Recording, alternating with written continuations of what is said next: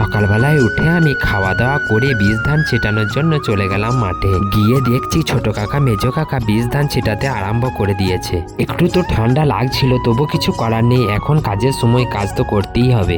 এই জমিটাতে কিছু হাজার ইন্টু বীজ ফেলা হচ্ছে আর কিছু মিনিকেট বীজ। আমি শুধু গিয়ে হাতে হাতে লেগে বীজ ধান ছিটানো শেষ করলাম।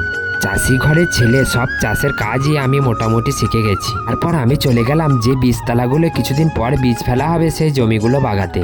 আমি আর এই ভাই দুজন মিলে এই জমি দুটো ঠিকঠাক করে দিয়ে চলে গেলাম আমাদের সর্ষের জমিতে। সর্ষের জমিতে পানির লাইন আব্বা সকালবেলায় এসে করে দিয়ে গিয়েছিল, তাই পানি এসে পৌঁছে গেছে। তাই আমরা দুজন মিলে চাপান ছিটিয়ে সর্ষে ছিটে দিতে শুরু করে দিলাম। সর্ষেটা একটু টান খেয়ে গিয়েছে, কিছুদিন আগে ছিটে দিতে পারলে খুব ভালো হতো। এই সময় কাজের অনেকটাই চাপাচাপি, তাই সময়ে ছিটে দিতে পারা গেল না। আমাদের এই জমিটাতে প্রতি বছরই সর্ষে লাগানো হয় আর সর্ষে মোটামুটি ভালোই হয়। সর্ষে জমিতে পানি দিতে প্রায় 2.5 ঘন্টা 3 ঘন্টা লেগে গেল। আমাদের দুজনের মাঠের কাজ সেরে আসতে প্রায় দুপুর হয়ে গেল। পর বাড়ি এসে গোসল সেরে আমি চটপট বেরিয়ে পড়লাম আমাদের খড়ি নদীর ধারে পিকনিকে একটা নিমন্ত্রণ আছে সেখানে যাবার জন্য। আমাদের গ্রামের টিম এবছর জামাল 11 ভাতার প্রিমিয়ার লিগ সিজন 2-তে চ্যাম্পিয়ন হয়েছে। সেই উপলক্ষে খড়ি নদীর ধারে একটা পিকনিকের আয়োজন করা হয়েছিল।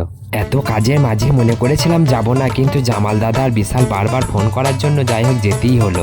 গেলাম বলে সবার সাথে অনেকদিন পর দেখাও হলো। এলাম আর বিশাল বললো তোকে বেশিক্ষণ বসতে হবে না, তুই তাড়াতাড়ি খেয়ে নে। ধান ঝাড়া চলছে, বিকালবেলায় খামারে থাকতে হবে, তাই আমি প্রথম ব্যাচেই খেয়ে নেবো ভাবলাম। তারপরে গিয়ে দেখছি রান্না বান্নার কাজ প্রায় শেষের দিক। খেতে বসার জায়গার ব্যবস্থা করা হচ্ছে। প্রায় 40-50 জন ছিল এখানে নিমন্ত্রণ। সালাডটা দেখছি অনেক আগেই করে রেখে দিয়েছে। যাই হোক আমার তাড়া আছে, তাই আমি সবার সঙ্গে বসে পড়লাম খেতে। বাপনদা আর সাদ্দাম ভাই সবাইকে খাওয়াতে শুরু করে দিল। আর এই সব রান্না বাপনদাই করেছে। রান্না দেখছি খুব সুন্দর হয়েছে। আমার তাড়া আছে, তাই চটপট আমি খাওয়া শেষ করলাম। এই কয়দিন কাজের চাপ এত বেশি যে আমি প্রত্যেক দিন ভিডিও দিতে পারছি না। কাজের চাপ কম হলে আমি প্রত্যেক দিন ভিডিও দেওয়ার চেষ্টা করব।